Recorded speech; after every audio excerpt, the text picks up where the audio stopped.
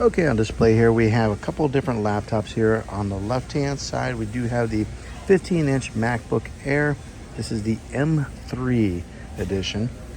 And then right here in front of me is the MacBook Air 13-inch. So we're going to compare both of these and show you guys what the differences are, which are very minimal.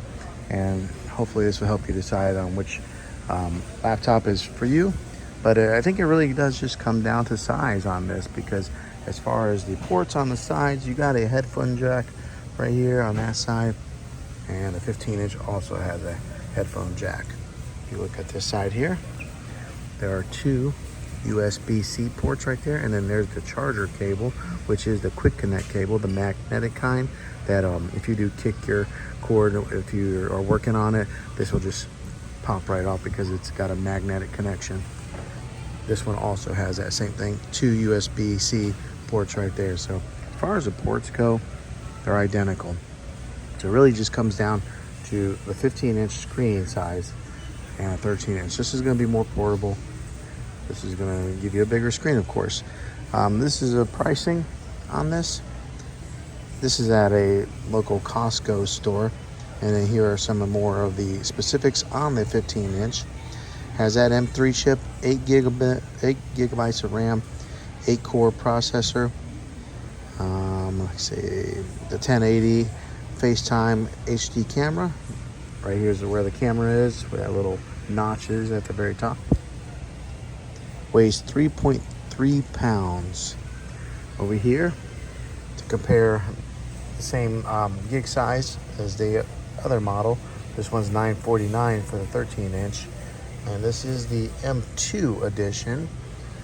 This is the M3 edition, so keep that in mind. But for a 256 gig, which the other computer was also 256, this has the M2, 8 gigabyte of RAM, 8-core processor.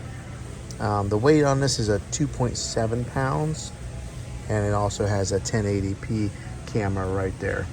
Now, if you do get the same processor, the M3, in the 13-inch, this is what the price is for the M3. So a little bit of a price difference from the M3 to M2, but also this one here has the 512 gigabyte of storage space, which this one has 256 gigs.